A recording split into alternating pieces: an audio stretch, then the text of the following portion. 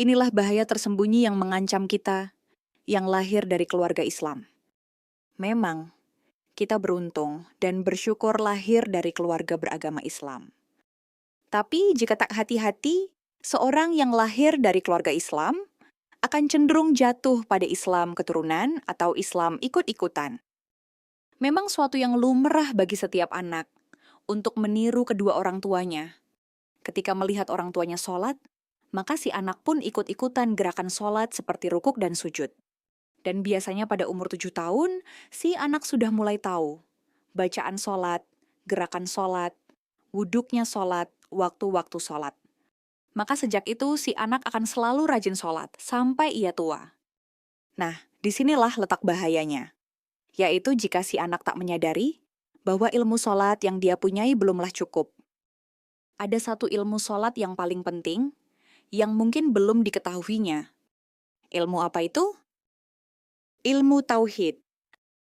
Ilmu tauhid ini sesungguhnya adalah ilmu dasar utama tentang iman dan Islam. Kalau si anak itu belum belajar ilmu tauhid, maka sebenarnya ia hanya sekadar hafal 6 rukun iman. Ia belum diajarkan pengetahuan dasar yang menjadi asas bagi seseorang untuk ia percaya atau beriman kepada Allah. Maka itu dikatakan awaluddin makrifatullah. Awal agama itu mengenal Allah, bukan hanya sekedar tahu nama Allah saja. Jadi, hal terpenting yang mesti diketahui oleh seseorang yang hendak sholat atau menyembah Allah itu bukanlah bacaannya, bukan gerakannya. Yang terpenting adalah ia mesti kenal dengan yang disembah, yaitu Allah. Waktu kanak-kanak, kita belum boleh lagi diajarkan ilmu mengenal Allah, kita cukup tahu nama Tuhan kita saja dulu, yaitu Allah. Tapi kalau sampai tua-tua ini kita tak belajar ilmu tauhid, maka itu bermakna kita belum benar-benar kenal dengan Allah. Dan ini sudah jelas ditegur dalam Quran surat Al-Hajj ayat 74.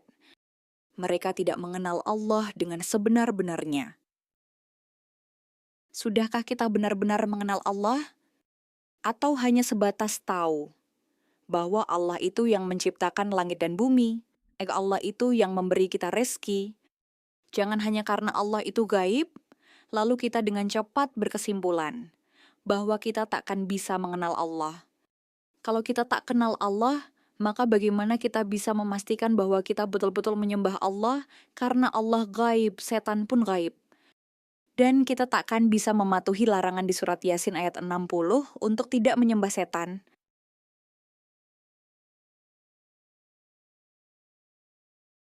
Mana mungkin kita bisa memastikan bahwa kita tidak tersembah setan, karena setan itu kan gaib. Kalau ayat Quran yang melarang, jangan sembah matahari.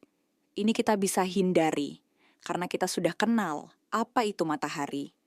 Ingatlah, sejarah membuktikan bahwa ilmu tauhidlah yang awal-awal sekali diajarkan Nabi dulu, sebelum turunnya perintah sholat. Apakah kita sudah belajar ilmu tauhid? Atau malah mungkin tak tahu sama sekali dengan tauhid? Jika ingin tahu tentang ilmu tauhid, silahkan lihat di website kami, islamdanquran.com. Linknya ada di profil kami dan insya Allah ini murni dakwah agama.